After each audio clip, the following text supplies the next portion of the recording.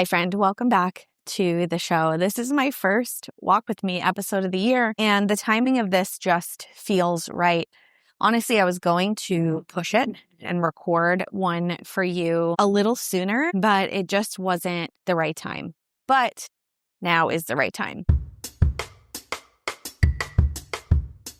Where I live, we're approaching the spring equinox. The days are getting longer. The Lunar New Year, we're just coming off of that in February. So we're in the year of the fire horse. One of the things I think we're getting a little wrong about fire horse is that it's this really fierce or fast energy, and that things are going to happen for us in our lives and all our desires will be met, and everything will kind of come to a culmination. And while that may be true for some of you, I think that one of the things we're overlooking is horse wisdom, as Nell 3D talked about a few episodes back. If you didn't hear that episode, go back and listen. Fire horse energy means doing less, not more, is the title of that episode. One of the things that Nell shared was that horses are prey animals, and so they know how instinctually to conserve their energy very well. So because the days are longer right now and increasingly getting longer, where they'll eventually peak at the summer solstice, when we think about more light in the day, more time to work or play or both, we can have a tendency to want to push full steam ahead and just go. I don't know about you, but I really used this winter season as a really slow time for me. And I really just honored how I was feeling inside. And when I tuned into how I was feeling inside, it was truly, I really want to rest.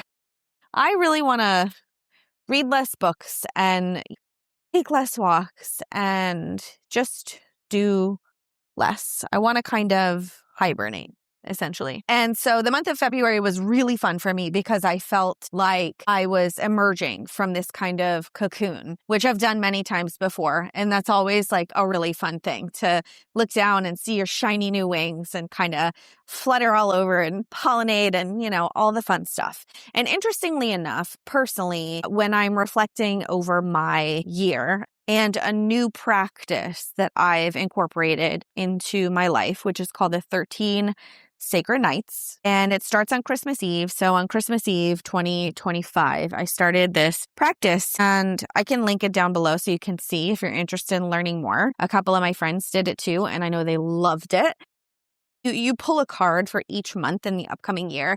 And when I pulled the bear for March, which we are in now, when I pulled the bear, I was really surprised because the energy of the bear is all about hibernation, resting, again, conserving that energy. And today, just before recording this, I went to revisit my journal because I thought, I wonder what I wrote about that. And I want to tell you what I found, which was so cool. So I wrote a number of different things, but one of the sentences I wrote was, rest gives me energy. But what I was meaning to write, I had to sit there and look at this thing and be like, what was I trying to say? What I actually wrote at the time was, rest gives me uneasy feelings.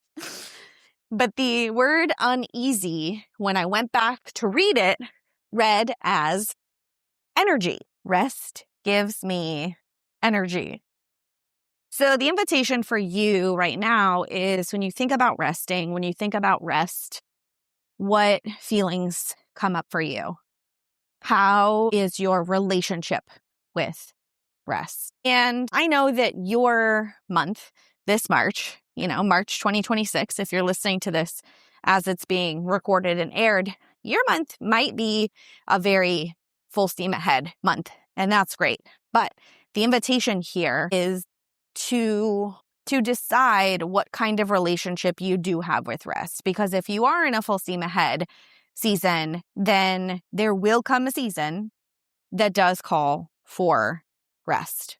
One of the things I love so much too about this 13 sacred nights practice is that it splits the entire year into monthly increments, and that feels really doable. Not like spring has to be full motion ahead for everybody, not like summer has to be, this great visible season for everybody. It's collective, yes, but it's also very individual depending on what you have going on in your life and your heart and your mind. So what is your relationship with rest like? For me, one of the beautiful learning experiences that comes with rest is a greater and deeper understanding and knowing of myself. So whenever I take the time and the space to really, really clear the calendar, cancel the meetings, take, the break from whatever it might be, that is when I really learn who I am and what I want. And it's interesting, a woman in my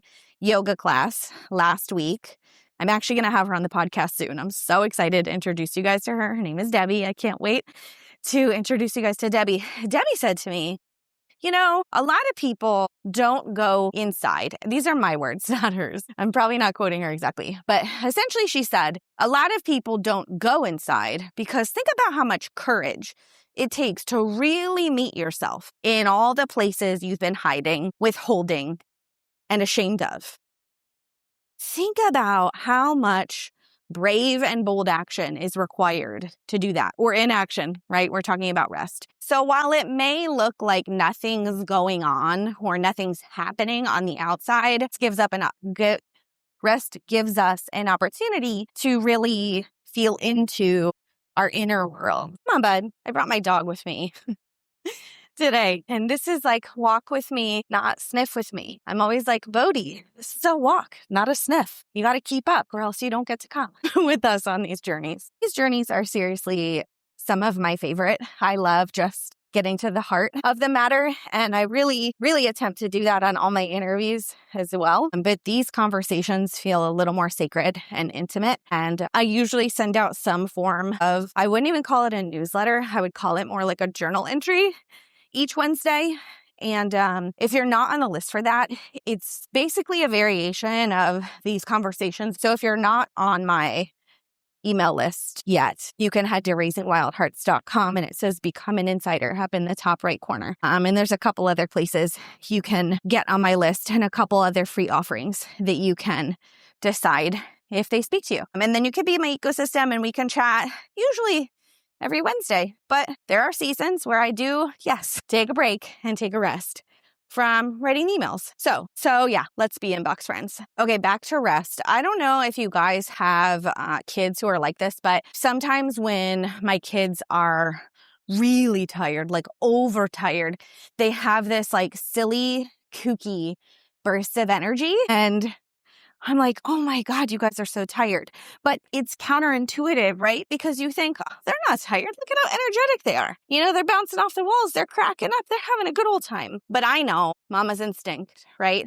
I know how tired they are. And sometimes for us adults, we can have that same response to us really feeling like we need to slow down, take a rest, take it easy, let go of some things, do less. Sometimes when we know, like inside, like really know that that's what the season calls for us, we go even harder. I don't know if you relate to that. I know I do. So sometimes in these seasons, instead of giving yourself what you truly inside know you need, you will go full steam ahead or just forge on because what are the other options, right? We've been kind of taught, indoctrinated, it's in the water that we push harder, right? We strive more, we do more. And so the second question I have for you, the first one was, what's your relationship to rest? What feelings do you get when you think about truly resting? And the second question is, what will happen if I rest when I need to? What will happen? And usually some variation of this for me is everything will fall apart and everybody's going to die, basically, which is very, very dramatic. I know that's like par for the course around here. But so yes, in my nervous system, rest is equal to panic. Why are we resting? If you have time to lean, you have time to clean. I don't know if my mom ever said that to me, but God, it sounds like something she would. Love you, Mom. And so many other cultural expressions that there are around resting and why you need to constantly stay in motion, right? So what would happen if you rested when you needed to? And I want you to be super tender with yourself as you answer these questions, because sometimes it can go pretty deep. Sometimes maybe not.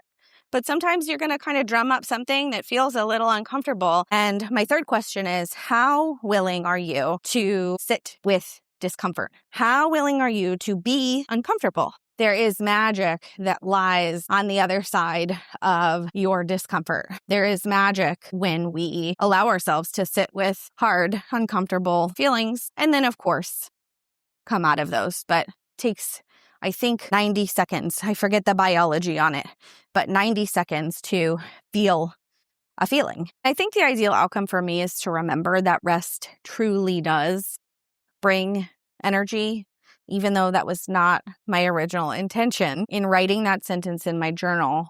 I do think that there was some inner subconscious wisdom at play there telling me it's okay that rest makes you feel uneasy. And guess what, sister? Guess what?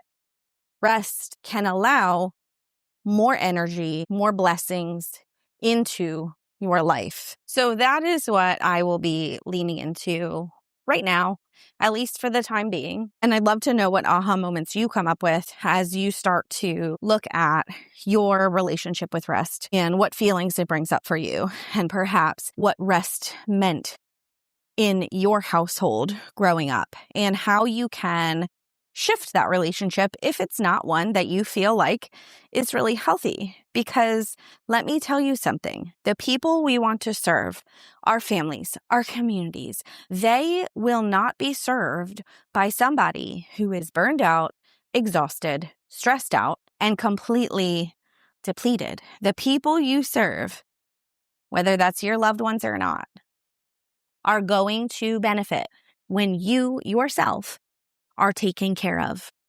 And not just taken care of, but taken care of well, loved well.